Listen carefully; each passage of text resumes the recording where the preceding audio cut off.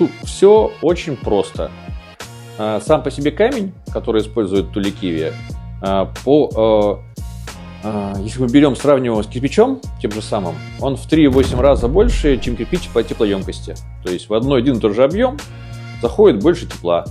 Внутри дымовые каналы. Пока идет дым по каналам, камень в себя тепло вбирает.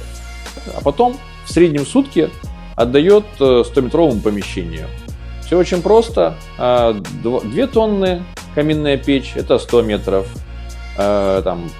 Тонна – это примерно 50 метров. Максимально, по-моему, которое у нас было, это 120 метров. Потом уже, чем больше камня мы берем, это уже в часы уходит, а не в метры. То есть есть модели, которые почти двое суток тепло отдают.